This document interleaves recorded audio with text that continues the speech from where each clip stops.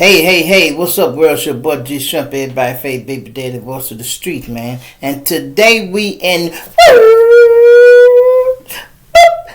Hollywood with it, y'all. So hit that like button, y'all. Subscribe to the channel, and let's get right into it, y'all. Now, another one of our entertainers has passed away, y'all. Another one.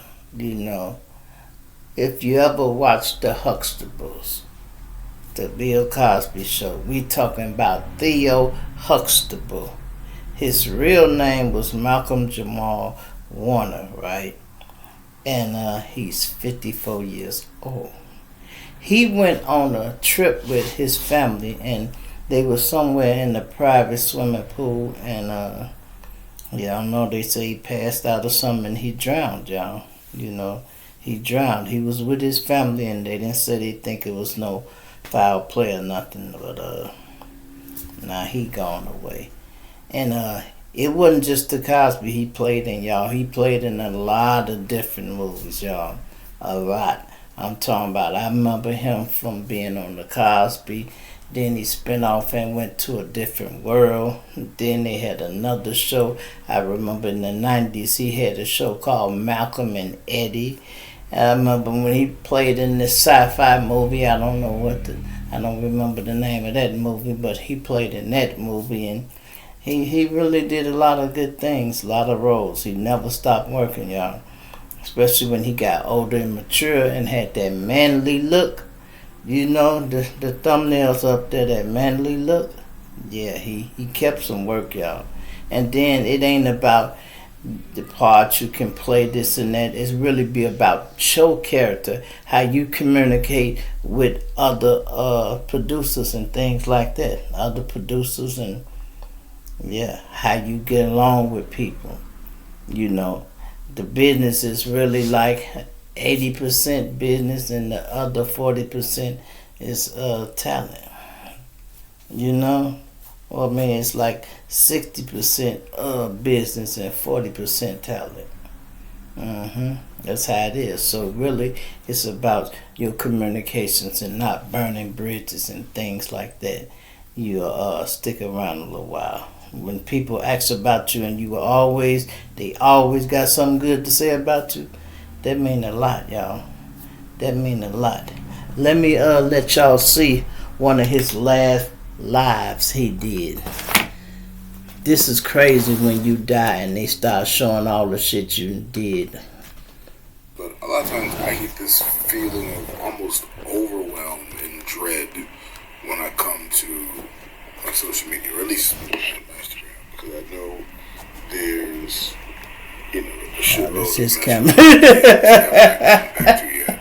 I'm trying to straighten this picture up, y'all. That's his camera halfway out the frame. And I think about, when I look on the feed, and there's just so much, there's so much negativity in the world. There's so much, and again, it's current events, right? It's news. A lot of us keep up with the news through our social media. Right. Seeing other people post important, monumental happenings. But I just find that with social media, I kind of get this feeling a lot, because just so much of it is just drenched in negativity. So no positive things, y'all. A couple weeks ago, he said something really interesting, that the social media algorithms are not yet designed to make us feel good. I love he said but the algorithms are designed for us to see something and get all up in our feelings and want to text back or want to post and respond.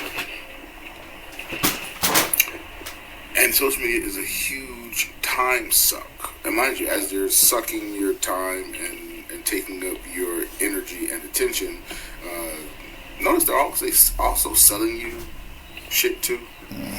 Whether you're browsing the internet, on your social media will have you procrastinating, y'all. Timeline, there's always an ad somewhere. And the algorithms are such that a lot of the times those ads are interesting to you. Well, of course they are, because they're designed to come your way. But anyway, this made me think about how social media, though there's so much cool stuff with it and good use of it, it's still, permeated with this feeling of low vibration. Yes, say that again. I don't compare myself to others, but I think like some of you get on social media and then start to not feel good about yourself because you start to feel like you're inadequate or not You're doing beneath enough. other people, yeah. But anyway, so for me, taking some time away from social media is a necessity and a form of self-care. And as we talk about self-care and self-love, that's one of the ways that I have to be mindful about caring for myself. Eating right, cutting back on drinking, getting proper sleep, taking care of myself. Those are just a few examples, maybe not the best examples. Well, they're important examples, but that's not the exhaustive list. But just even those things, for me, fall under the umbrella of self-care. And if I know being on social media makes me feel a certain way, then I know I need to spend greater amounts of time off of social media. So I'm not just scrolling and posting and reposting content. Right, because it'll have you depressed. So I just put it out there because I'm curious as to what forms of self-care do you take for yourself. Leave a comment.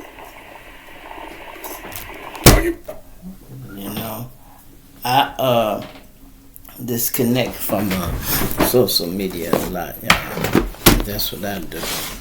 Like I do these stories every day, y'all. Every day. I do these stories.